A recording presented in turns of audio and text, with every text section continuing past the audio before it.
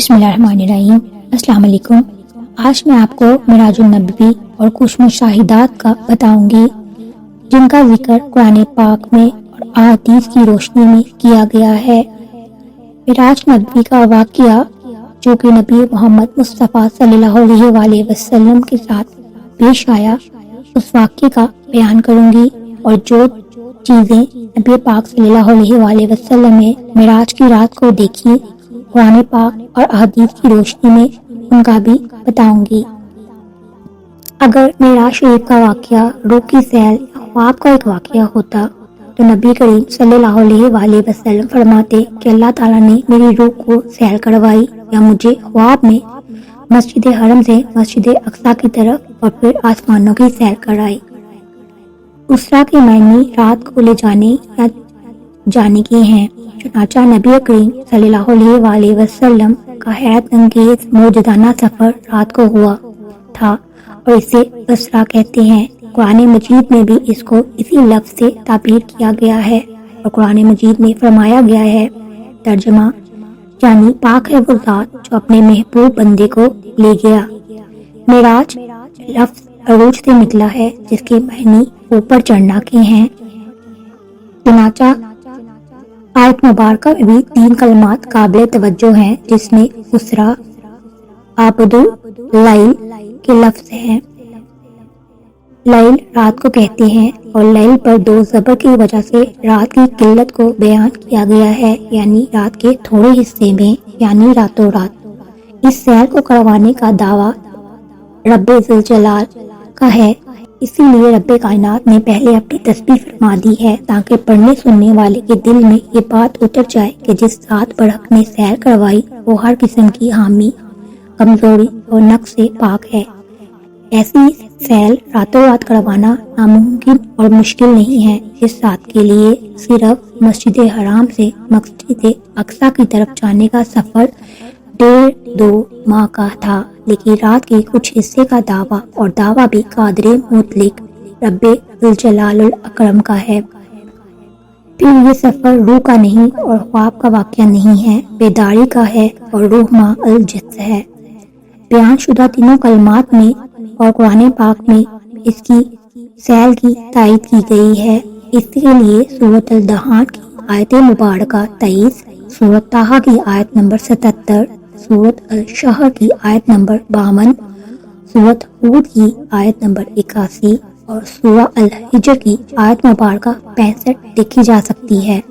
قرآن پاک کی آیات کی روشنی میں یہ بات واضح ہو جاتی ہے کہ یہ واقعہ جاگتے، بیداری اور روح مع الجسد کا ہے۔ اگر معراج شریف کا واقعہ روح کی سیر یا خواب کا واقعہ ہوتا تو نبی اکرم صلی اللہ علیہ وآلہ وسلم فرماتے کہ اللہ تعالیٰ نے میری روح کو سیر کرائی، یا مجھے خواب میں مسجد الحرام سے مسجد الاقصیٰ کی طرف لے گئے، اور پھر آسمانوں کی سیر کرائی، اور رات کے کچھ حصے میں سب کچھ رونما ہوا، تو کوئی شخص بھی اس کا انکار نہ کرتا۔ دعویٰ بیداری کی حالت میں سیر کرانے کا ہے، اسی لیے عظمت رب ذوالجلال اور مقام مصطفیٰ صلی اللہ علیہ وآلہ وسلم کے منکروں میں جھگڑا کھڑا کر دیا۔ لیکن قدرت کا کمال دیکھیں کہ اگر ایک طرف منکرین انکار پر منصر تھے تو دوسری طرف نبی اکرم صلی اللہ علیہ وآلہ وسلم کے محسن حضرت صدیق الاکبر رضی اللہ تعالی عنہ واقعے کی تصدیق کر رہے تھے، اور فرما رہے تھے کہ میں نے تو اس سے بڑی بڑی باتوں کی تصدیق کرتا ہوں، اور اللہ کی طرف سے ان کو لقب صدیق ملا۔ اللہ تعالیٰ نے اپنی کتاب قرآن پاک کی سورہ نمل میں حضرت سلمان علیہ السلام کے ایک اونٹی کا واقعہ بیان فرمایا، جس نے آنکھ جھپکنے سے پہلے 3000 میل یعنی 4005 کلومیٹر کا سفر طے کر ملکہ بلقیس کا تخت حضرت سلمان علیہ السلام کی خدمت میں حاضر کر دیا تھا۔ جب اللہ تعالیٰ کے عظیم بندوں کا یہ کمال ہے تو رب کی دی ہوئی طاقت اور فضل سے اتنا لمبا سفر آنکھ جھپکنے میں طے کیا جا سکتا ہے۔ اللہ تعالیٰ کو تمام اور لامحدود طاقتوں کا مالک ہے، اس کے لیے رات کے کچھ حصے میں اتنا لمبا سفر طے کروانا انسانی عقل کو حیرت میں مبتلا کر سکتا ہے۔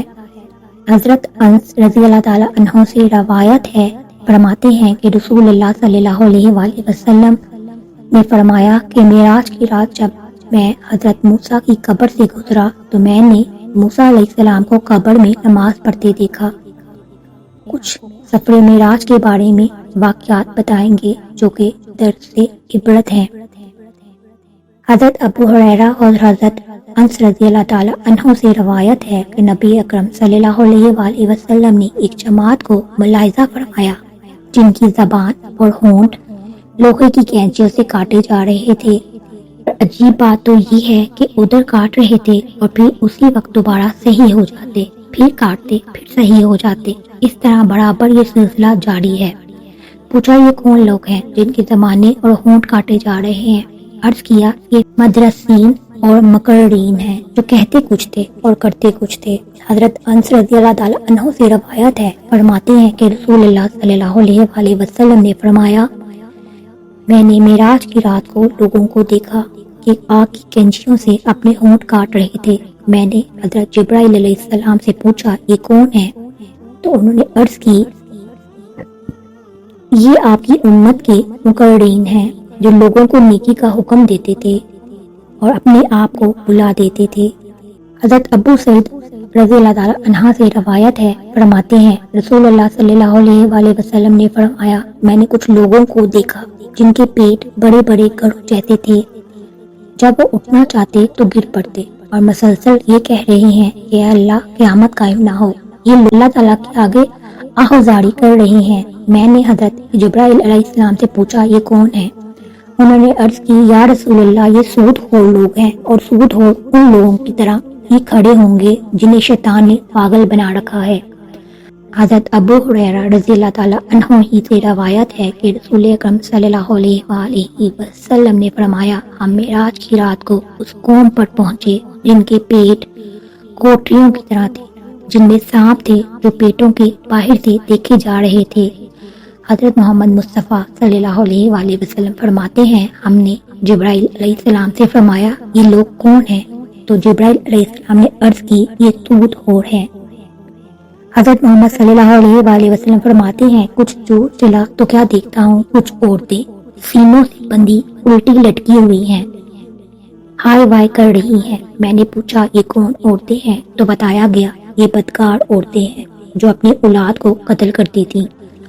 حضرت محمد صلی اللہ علیہ وآلہ وسلم فرماتے ہیں، میں نے کچھ لوگوں کو دیکھا جن کے پہلو سے گوشت کاٹ کاٹ کر فرشتے انہیں کھلا رہے ہیں اور کہتے جاتے ہیں جس طرح دنیا میں تم نے اپنے بھائیوں کا گوشت کھایا اسی طرح اب یہ گوشت بھی کھاؤ۔ میں نے پوچھا اے جبرائیل علیہ السلام یہ کون لوگ ہیں جو اپنا ہی گوشت کھانے پر مجبور کیے جا رہے ہیں؟ عرض کیا یا رسول اللہ یہ عیب جو اور آوازیں کسنے والے لوگ ہیں۔ حضرت انس رضی اللہ تعالیٰ عنہ سے روایت ہے، فرماتے ہیں حضرت محمد مصطفیٰ صلی اللہ علیہ وآلہ وسلم نے فرمایا، جب مجھے میرے اللہ کی طرف عروج دیا گیا تو میں ایک قوم کے پاس سے گزرا جن کے ناخن تانبے کے تھے اور وہ ان ناخنوں سے اپنے سینوں اور چہروں کو نوچ رہے تھے۔ میں نے پوچھا اے جبرائیل علیہ السلام یہ کون لوگ ہیں؟ تو جبرائیل علیہ السلام نے عرض کی یا رسول اللہ یہ لوگ ہیں جو آپ کو کی آبرو ریزی کرنے اور غیبت کے در پہ رہتے تھے۔ حضرت ابو سعید رضی اللہ تعالیٰ عنہ سے روایت ہے، فرماتے ہیں حضور صلی اللہ علیہ وآلہ وسلم نے فرمایا، میں نے کچھ قومیں دیکھی جن کے ہونٹ مسلے اونٹ کے ہیں اور ان کے منہ کھلے ہوئے ہیں اور بدبودار گوشت ان کے منہ میں ڈالا جا رہا ہے اور پہانے کے راستے سے نکل جاتا ہے۔ وہ چیخ پکار کر رہی ہیں، میں نے سنا وہ اللہ سے چیخ کر فریاد کرتے ہیں۔ حضرت جبرائیل علیہ السلام سے پوچھا یہ کون لوگ ہیں؟ انہوں نے عرض کی یا رسول اللہ یہ وہ لوگ ہیں جو یتیموں کا مال ظلم سے کھاتے تھے اور اپنے مال سے صدقہ نہ دیتے تھے، اب یہ آگ کھاتے ہیں، ان قریب یہ دوزخ میں جائیں گے۔ حضرت ابو سعید رضی اللہ عنہ سے روایت ہے کہ رسول اللہ نے فرمایا، شب معراج میں نے کچھ لوگوں کو دیکھا جن کے ہونٹ اونٹوں کے ہونٹوں کی طرح تھے، بلائی لب سکڑا ہوا دونوں نتنوں پر تھا اور نچلا ہونٹ سینے پر لٹکا ہوا۔ جہنم کے کرندے ان کے منہ میں دوزخ کے انگارے اور پتھر بڑھ رہے تھے۔ رسول اللہ صلی اللہ علیہ وآلہ وسلم فرماتے ہیں، میں نے پوچھا اے جبرائیل یہ کون لوگ ہیں؟ تو جبرائیل علیہ السلام نے فرمایا، یا رسول اللہ یہ وہ لوگ ہیں جو یتیموں کا مال بیجا طور پر کھایا کرتے تھے۔ حضرت ابو ہریرہ رضی اللہ تعالیٰ عنہ سے روایت ہے، فرماتے ہیں حضور کا گزر ایک ایسی قوم پر ہوا جن کے سر پتھروں سے کچلے جا رہے تھے، بار بار کچلے جاتے پھر صحیح ہو جاتے۔ یہ عمل اسی طرح بار بار ہو رہا تھا، سر کچلے جاتے ٹھیک ہو جاتے، ایک پل کے لیے بھی انہیں مہلت نہ تھی۔ سرکار کائنات صلی اللہ علیہ وآلہ وسلم فرماتے ہیں کہ میں نے جبرائیل علیہ السلام سے پوچھا یہ کون لوگ ہیں؟ تو جبرائیل علیہ السلام نے عرض کی یا رسول اللہ صلی اللہ علیہ وآلہ وسلم، یہ وہ لوگ ہیں جو نماز نہیں پڑھا کرتے تھے۔ حضرت ابو ہریرہ رضی اللہ تعالیٰ عنہ سے روایت ہے کہ نبی کریم صلی اللہ علیہ وآلہ وسلم فرماتے ہیں کہ میں نے کچھ لوگ دیکھے جن کے آگے پیچھے پرانے کپڑے لٹک رہے ہیں اور اونٹوں اور جنگلی جانوروں کی طرح کانٹوں والی جہنمی درخت کھا رہے ہیں، جہنم کے پتھر اور انگارے نگل رہے ہیں۔ میں نے جبرائیل علیہ السلام سے پوچھا یہ کون لوگ ہیں؟ تو حضرت جبرائیل علیہ السلام نے عرض کی یا رسول اللہ، یہ لوگ اپنے مال کی زکوٰۃ نہیں دیتے تھے، اللہ نے ان پر کوئی ظلم نہیں کیا بلکہ یہ خود اپنی جانوں پر ظلم کرتے ہیں۔ حضرت ابو ہریرہ رضی اللہ تعالیٰ عنہ سے روایت ہے، فرماتے ہیں نبی پاک صلی اللہ علیہ وآلہ وسلم نے دیکھا ایک بہت بڑا باری برکم قوی ہیکل بیل ایک پتھر کے چھوٹے سے سوراخ سے نکل رہا ہے، پھر باہر آ جاتا ہے، پھر اسی سوراخ میں گھسنے کی کوشش کرتا ہے مگر ناکام رہتا ہے۔ پوچھا جبرائیل یہ کیا ہے؟ عرض کی یا رسول اللہ، یہ اس کی مثل ہے جو منہ سے بڑی بات نکالتا ہے پھر خود ہی نادم ہوتا ہے اور چاہتا ہے کہ میری بات واپس لوٹ آئے لیکن ایسا نہیں ہوتا۔ حضرت محمد صلی اللہ علیہ وآلہ وسلم کا گزر ایک ایسے شخص پر ہوا جو بہت بڑا گٹھا جمع کیے ہوئے تھا مگر اس کو اٹھا نہیں سکتا تھا، پھر بھی اور اضافہ کر رہا تھا۔ پوچھا جبرائیل یہ کون ہے؟